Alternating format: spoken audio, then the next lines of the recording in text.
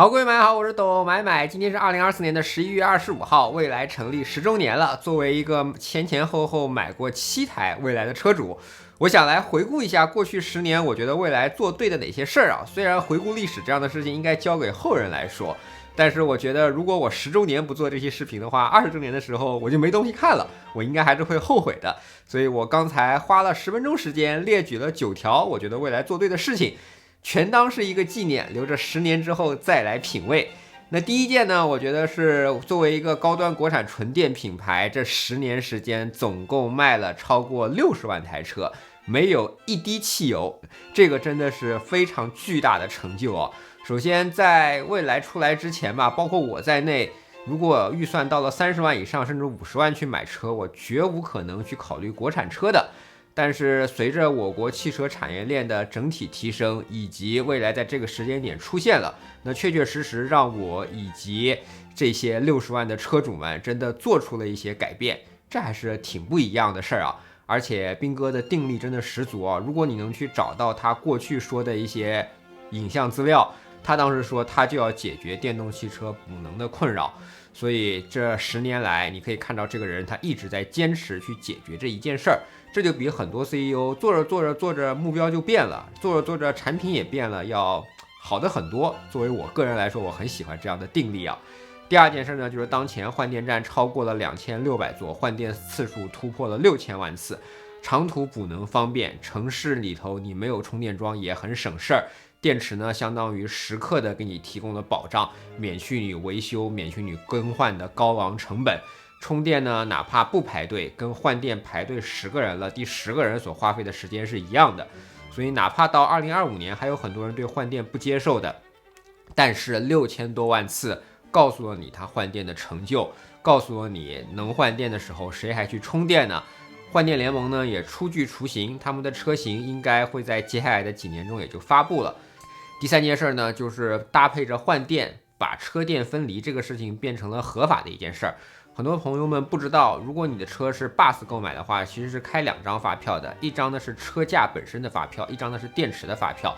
车价的发票呢，你付钱归你；电池的发票呢，归电池资产管理公司。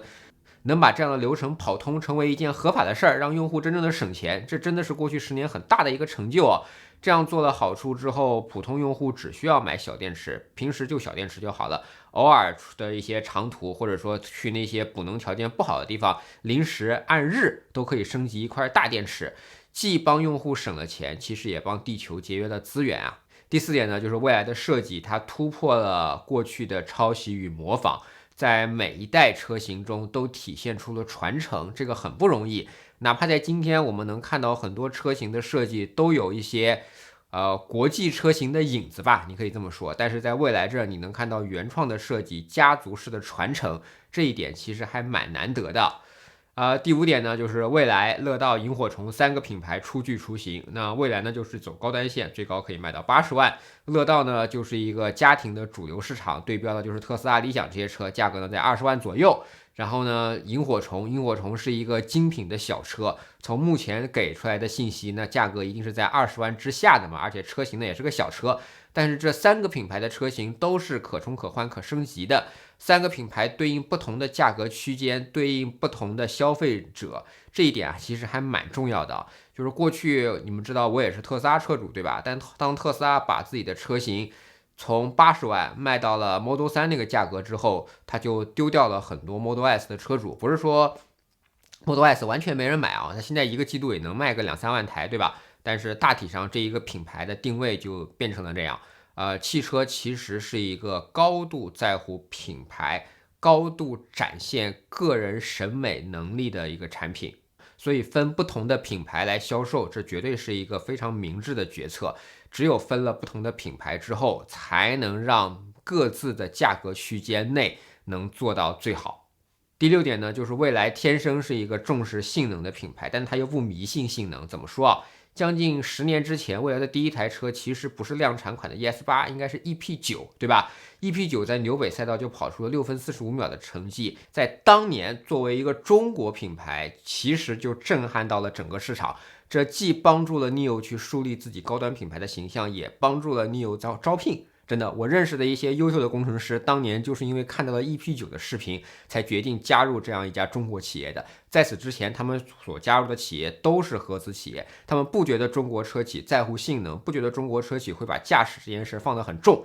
你有用 EP9 这样的产品，既告诉了世界我是重视性能的，也告诉了自己的员工们，赶快来加入我吧，对吧？然后之后的每一台车，其实或多或少在设计上都有着 EP9，像比如说 X8呀那样的经典的传承。同时，每一台未来的性能也都不差，对不对？这就保证了这个品牌的高端性的一个基础性的条件，好吗？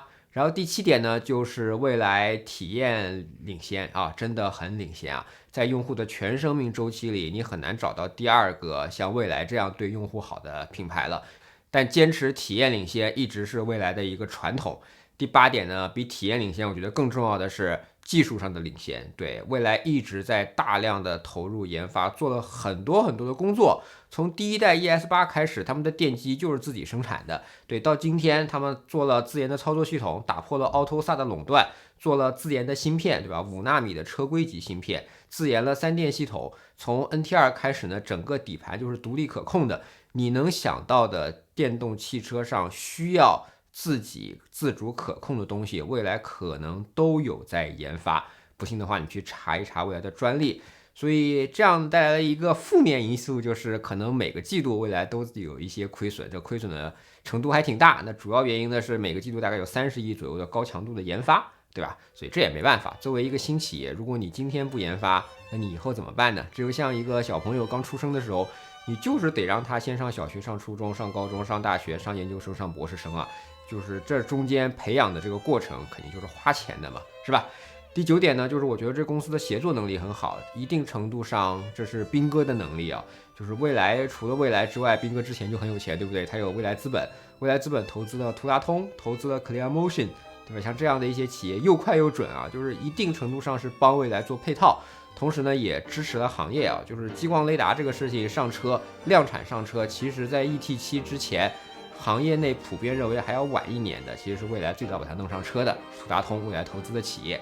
然后 ClearMotion 全主动悬架这样的东西在 ET9 上明年马上也就要上市了，也是未来资本所投资的企业，并且 ClearMotion 的产品还被保时捷所认可了，以后保时捷的车也要搭配。这其实就体现了一种垂直整合的能力。当然可能目前这样的企业还不是很多，但是我觉得随着未来的发展，车卖的越来越多，越来越有钱之后，这样的垂直整合一定程度上会为公司带来更多的利润，其实也会做得更加好。总之呢，站在车主的角度，我看到了未来过去10年的一些领先优势，那就拍一期视频先把它记录下来，等到20年之后再看。在我心目中呢，未来应该会成为一家100年企业的，虽然从当前的科学技术角度来看，我应该是看不着的啊，但是我努力啊，大家也一起努力，争取看到100年，对吧？而且不知道你们注意到一个细节没有，其实未来的 App 在手机上一直叫做未来，乐道叫乐道汽车。你能看出什么吗？就是斌哥对于未来的定位也从来不止于车，明白吗？这4个字不止于车。好了，以上就是懂完买一期未来10周年，我觉得值得庆祝的视频。10年啊，不容易啊，这么一个品牌，在大家的支持、反对、欢呼、辱骂当中，也成长了10年了。那我们下一个10年再见呗。好了，以上就是本期懂买买的视频，希望你能喜欢。如果对我视频感兴趣，不要忘记评论、收藏、订阅懂买买，买买头条、B 站、微博、YouTube 都有自己的账号。我们下期再见，拜拜。